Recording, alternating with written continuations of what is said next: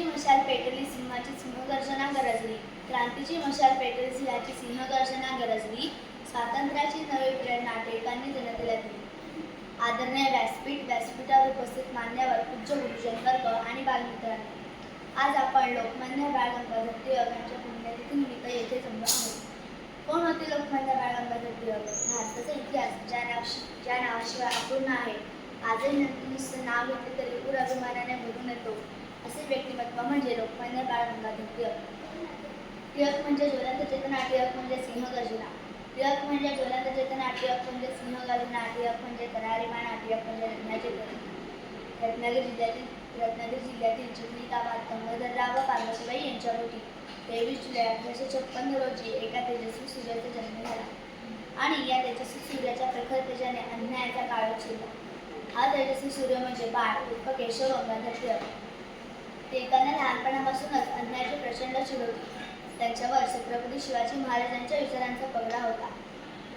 लोकमान्य टिळक स्वराज्याचे पहिले व प्रबळ पुरस्कर्ते होते, म्हणून त्यांना भारतीय स्वातंत्र्य चळवळीचे जनक म्हटले जाते. ते स्वातंत्र्य चळवळीतील जहालवादी नेते होते. स्वराज्याशिवाय प्रगती शक्य नाही असा त्यांचा ठाम विश्वास होता. ब्रिटिश सरकारला पहिला धडा शिकवण्यासाठी टिळकांनी लोकांना स्वदेशीचा मार्ग सांगितला.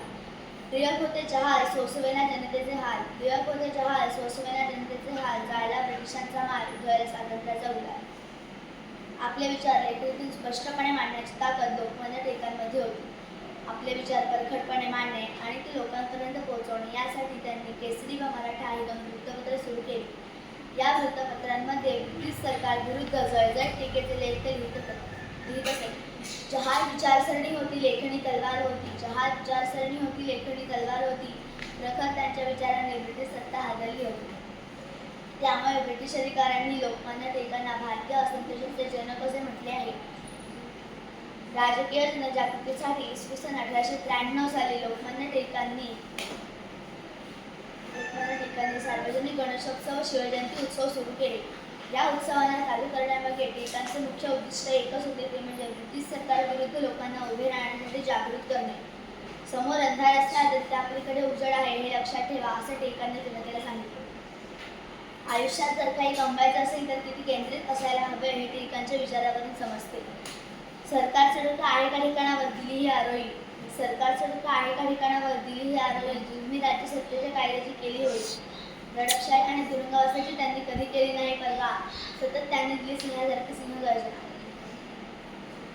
स्वराज्य हा माझा जन्मसिद्ध हक्क आहे आणि तो मी मिळवणारच. या टिळकांच्या सिंहगर्जनेतून लोकांनाही देशासाठी झटायला लावणारे टिळक आजही त्यांच्या विचारांनी आपल्याला जगण्याची प्रेरणा व बळ देतात. प्लेगच्या साथीच्या वेळी ब्रिटिश सरकारवर टीका करत सरकारचे डोके ठिकाणावर आहे का असा आग्रह लिहिला.